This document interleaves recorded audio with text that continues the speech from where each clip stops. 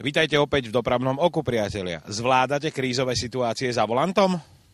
Vedieť bezpečne jazdiť znamená aj priebežné vzdelávanie sa počas celej vodičskej praxe každého z nás. Odzrkadľuje sa to najmä v krízových situáciách. Každý z nás, ktorý chceme jazdiť bezpečne, aj v zime čaká na prvý sneh a voľné veľké parkovisko, kde si okamžite vyskúša svoje schopnosti a najmä správanie sa auta v kritických situáciách. Kto chcel cvičiť ešte pred zimou, musel jazdiť do zahraničia, kde už niekoľko rokov fungujú školy šmiku. Z Bratislavy to bol najbližšie napríklad rakúsky Pachfurt. Už nemusíme. Široká slovenská motoristická obec dostala darček v podobe nového slovenského centra bezpečnej jazdy pri pretekárskom okruhu Slovakia Ring. Aký dlhý čas prešiel od myšlienky po otvorenie? Je to 5 rokov od samotnej myšlienky, čiže v roku 2005 na jeseň sme sa začali zapodievať myšlienkou vytvoriť jedno motoristické centrum na Slovensku, ktoré nám tu, myslím, všetkým strašne chýbalo, ktoré je zamerané teda nielen na motošport, ale na problematiku motoristickej verejnosti v globále.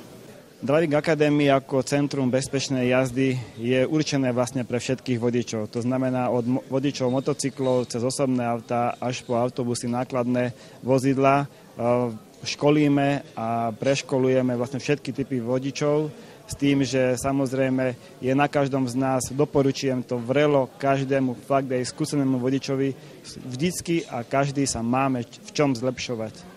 S názorom pána Šnegoňa musíme len súhlasiť a presvedčili sme sa o tom aj priamo v areáli, kde majú vodiči okrem teoretickej prípravy v rámci výcviku bezpečnej jazdy k dispozícii 4 simulačné moduly, na ktorých sa môžu naučiť reagovať v krízových situáciách. Prvý, klská plocha, svetelná prekážka, aquaplaning v 2 úrovniach výšky hladiny vody. Druhý, klská plocha v zákrute o polomere 80 metrov, vyhýbanie sa 3 sériám vodných prekážok. Tretí, klská plocha na kopci so stúpaním 7%, prejazd do zákruty o polomere 80 metrov, vyhýbanie sa 2 sériám vodných prekážok. Štvrtý, rovná klská plocha s tzv. Otrhovou plošinou so záťažou 40 tón celej súpravy s možnosťou meniť silu vyvolaného šmiku a vyhýbanie sa 3 sériám vodných prekážok. Všetko absolvujete na vlastnom aute, takže sa počas výcviku nielen naučíte reagovať v krízových situáciách, ale dokonale sa zžijete s vlastným autom, ktoré budete mať neustále pod kontrolou, tak ako nám to predviedli skúšobní jazdci. Ako hodnotí ich výkony vedúci tréningového centra? Niektorí z nich boli profesionáli, mali niečo za sebou, mali za úlohu ukázať, ako sa to zvládnuť má, ale aj ako sa to zvládnuť nemá. Niektorí z nich tu boli prvýkrát, ale myslím, že tie výkony boli v pohode.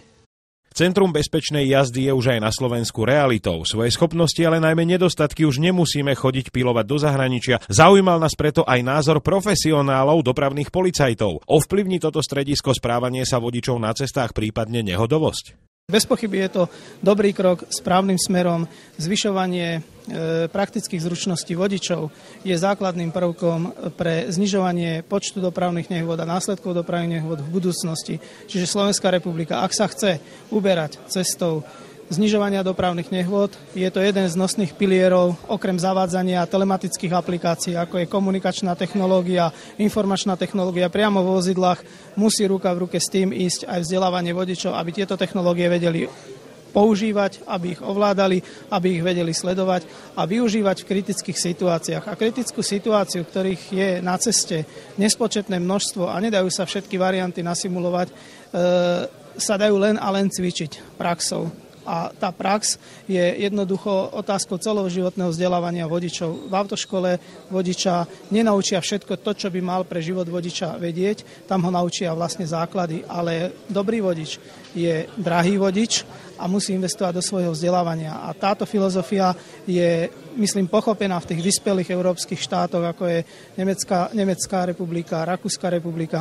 Som rád, že aj Slovenská republika sa vydala touto cestou a odbor dopravnej polície, prezidia policajného zboru víta v tomto subjekte partnera na poli zdokonaľovania zručnosti vodičov a znižovania dopravných nehôd v budúcnosti, pretože vytvára na to predpoklady. Čo dodať na záver? Nájdite si čas na dokonalé sa zžitie so svojím autom a následne bezpečne riešiť krízové situácie. Nikdy nestrácajte hlavu za volantom, treba byť racionálny. Dovidenia o týždeň.